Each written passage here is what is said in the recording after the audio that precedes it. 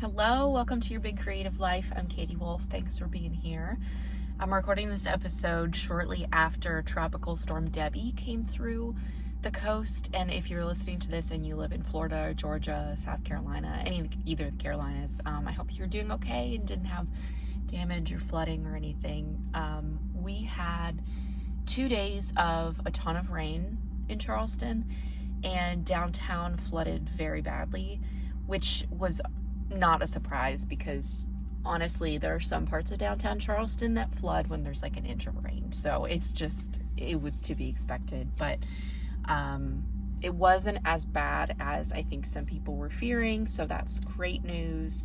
And we don't live downtown, so we were okay. Again, we just had heavy rain. Daycare was closed for 3 days, so we had Audrey home with us for 3 days, which was kind of challenging with working, but we made it work. And I'm just grateful. I'm grateful we were okay. We didn't lose power or anything like that.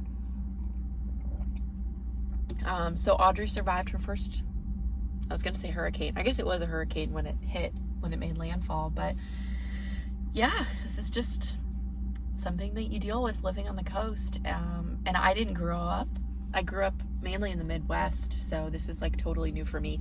And actually, we did have a tornado. There were multiple tornadoes that touched down in the Charleston area one of the days when one of the bands of the storm hit, which is crazy. Like, we got an alert that there was a tornado warning, and it was like 12:15 at night. Sam and I were dead asleep, so we jumped up and grabbed Audrey and went in the closet in our bedroom and just hung out for a bit. But thankfully the tornadoes were not like right next to us or anything. So yeah, it's crazy, the damage and everything. And what's wild about Tropical Storm Debbie is how slow it was moving. It was moving at one point like 3 miles an hour, which is like a walking speed. I mean, that's how slow the storm was moving. And they're saying that that's just going to continue. That's just going to be the norm, that storms are moving a lot slower because of climate change. So this is a big thing that we'll be dealing with in Charleston and lots of places, obviously. But yeah, we are safe. We are good, and we're back to normal. It's back to the hot, humid, gross weather now. I'm excited to talk to y'all about dialogue in this episode, because what we're talking about in this episode is a small component of what we're going to be talking about at the Dialogue Deep Dive workshop. I'm doing a live workshop Friday, August 23rd at 1 p.m. Eastern. That's happening on Zoom. It's 60 minutes, and we are going to cover so much good stuff. You can find information about what's included, how to register, all that good stuff in the link of the description of this episode. And yeah, if you're listening to this episode and it's after the 23rd of August, I'm going to have a pre-recorded version, or not pre-recorded. I'm going to have the replay available for purchase. So if you still want access to it, but you missed the actual live workshop, that's fine. You could just purchase the replay. And if you're listening to this before August 23rd and you're interested in signing up but that time doesn't work for you, that's no problem. Everyone who signs up will get an email with the recording after the workshop, so you can just watch it when it works for you. You can watch it again if you do attend live, and I'm so excited, so I would love to see you. It's only $39 for the workshop. I have an agenda of stuff that we're going to cover, and then there's also going to be time for Q&A at the end, so that you can ask any dialogue questions that you have that we didn't cover. I'm really excited about it, because dialogue is one of those things where my belief about dialogue is that a lot of times when we're reading, we don't even notice good dialogue. It's like it just fades into the background, and it's part of the satisfaction of reading a good story. And it's like you almost don't notice it. You almost don't notice the intention and the work that the author's putting into the dialogue, because it feels so natural. And you could say that about a lot of story elements, but I think this is very, very true with dialogue specifically. But if you have bad dialogue that is stiff, that sounds very unnatural, that's just, there's something off about it, you can tell right away, and it's very easy to get taken out of the story when the dialogue is not constructed well. And maybe you've had an experience like that where you've been reading a book, you're enjoying the book, and all of a sudden it gets to a scene of dialogue and you're like, wait, what? This sounds so stiff. This sounds so strange. I can't believe the characters are speaking like this, whatever it is. So dialogue is one of those things that's really worth paying attention to, because it's, again, it really has the power. Poorly written, poorly constructed dialogue has the power to take the reader out of the story. And we don't want that. We want the reader to be so immersed in your world. We want them to be so connected to the characters and the plot, and to keep reading to figure out what happens next, all that. So dialogue is definitely worth spending time on. And we're going to talk about using dialogue in your book, coming up with what sounds authentic for your character, but then we're also going to talk about the construction of dialogue.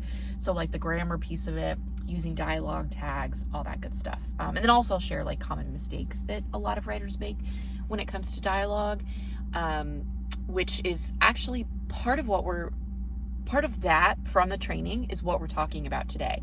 So again, this episode is like going to give you a little bit of a teaser of what you're going to learn at the dialogue deep dive workshop. Okay, so I want to talk about a few mistakes or pitfalls to avoid that I see with manuscripts that I work on, from editing clients, from coaching clients, and occasionally books that I read as well, like published books where the dialogue just isn't working. And the first mistake is just stiff dialogue that's too formal.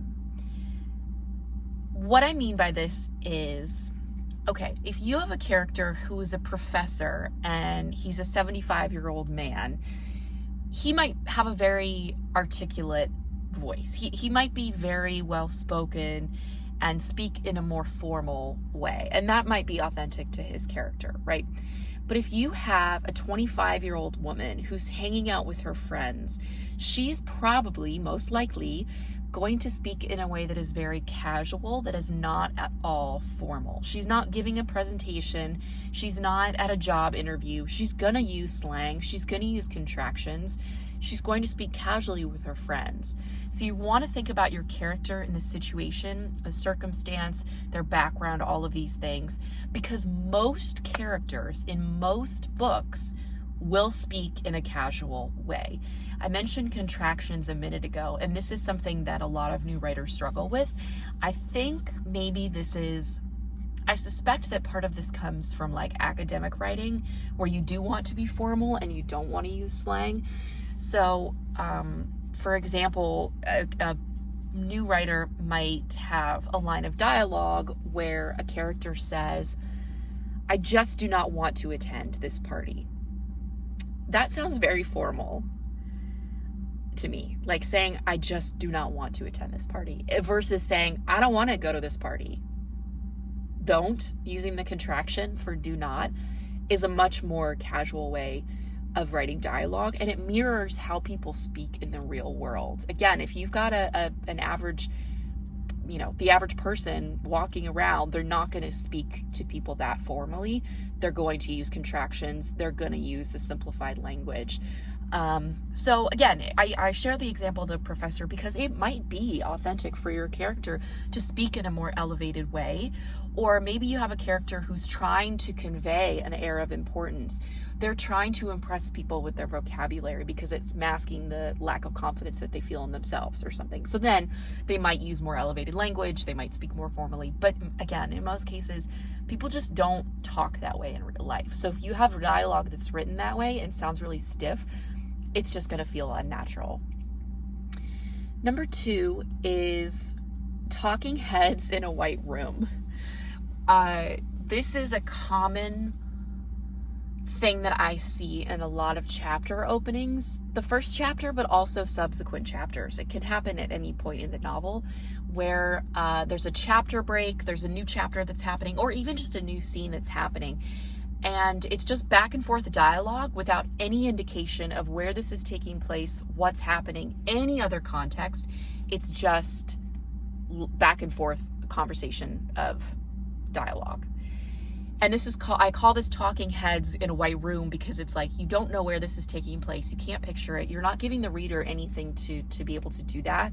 And so it just feels like you have two talking heads that are just going back and forth. This does not mean that you need to provide tons of detail and tons of description, but especially if there's been a scene change where something is different, time has passed, the characters are in a different location, whatever it is, you have to convey that to the reader. You have to tell them that instead of letting them get a page of dialogue into the chapter before you let them know. And the next mistake is kind of related to this, but it's a little bit different. I guess these things can happen simultaneously. The mistake is all dialogue with no action or interiority or description to balance it out.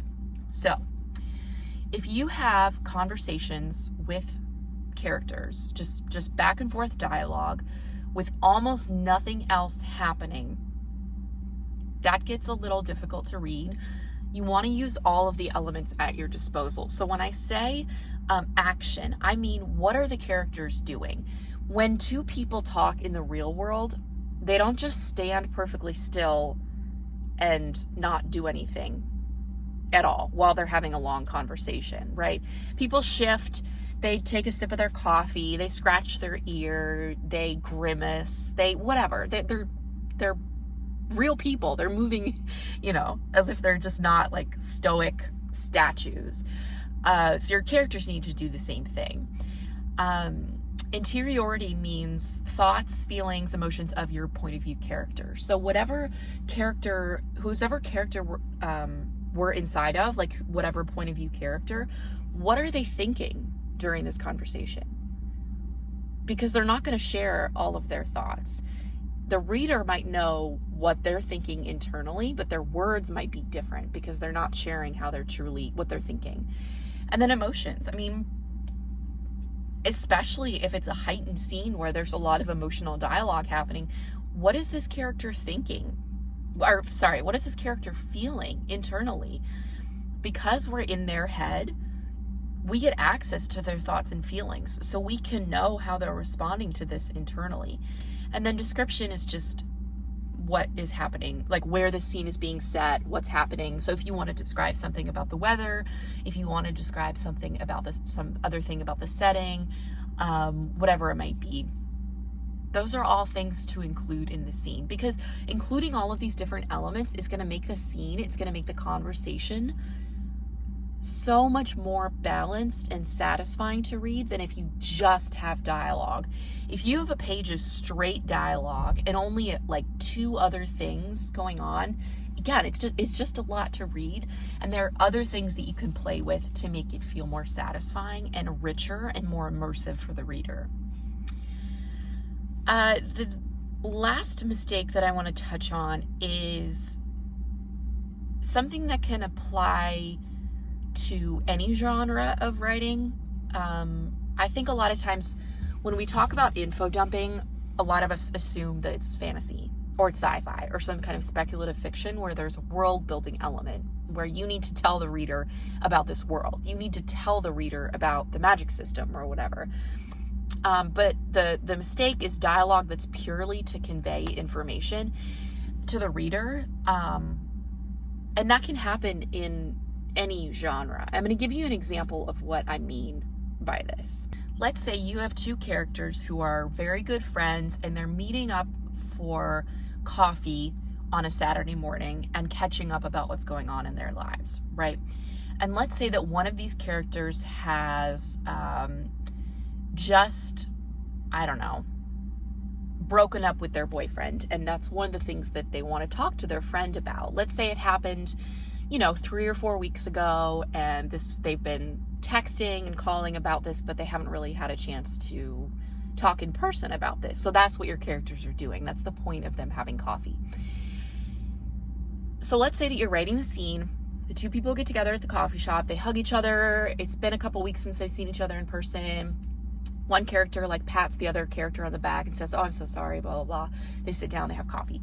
If you have the broken up character who just ended the relationship, if you have this character saying to their friend, "As you know, 4 weeks ago, my relationship with John ended and it was devastating." That feels very forced. It feels very unnatural, and it feels like the only function that piece of dialogue is serving is to tell the information to the reader, to fill in some of the gaps, to provide some backstory, and let the reader know that 3 or 4 weeks ago, this character broke up with their boyfriend named John, and it was devastating. If you have a set of girlfriends who have been texting and calling, and the character knows that her friend has been broken up with, they already know that. Like, the person wouldn't need to tell their friend, as you know, 3 weeks ago, John and I broke, like, yeah, it just feels forced. It feels like the only reason the character is saying that is to paint a picture and fill in some of the backstory for this person. I mean, if all else fails and you're like, wait, does this sound forced? Is this only to convey information? In that scene, if you can, like, put yourself in the position of the character. So let's say that your relationship has just ended a month ago, and you've been texting with a girlfriend of yours, and you meet up for coffee. She gives you a hug. You're not going to sit down and say, well, as you know, John and I broke up 4 weeks ago, and I was devastated by it. You probably wouldn't say that because your friend already knows. Yeah. So, think about ways that you can infuse that information into the scene with dialogue in a way that feels more natural, that mirrors how two friends would talk in real life. Okay. Let me think if there's anything else I want to say. I think that's it. Yeah. So that gives you a little bit of a sneak peek of one of the sections that we're going to cover in the Dialogue Deep Dive workshop, which is the mistakes to avoid. I'll have a few other things in the workshop. And again, we're also going to talk about constructing dialogue, figuring out authentic dialogue, tricks you can use for writing dialogue, how to construct it in terms of sentence, structure and grammar and dialogue tags and all that good stuff. And I'll have some examples for you as well, so that you can see examples of like good, really effective dialogue in action in like on the page. So, all right. I hope this was helpful.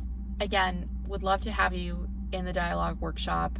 Totally fine if you can't attend live. You'll get sent the recording after you register. It's just $39, and then the recording is yours to keep. So let me know if you have any questions about it. You can send me a DM on Instagram at Katie Wolf Writes, and hope to see you all at the workshop on Friday.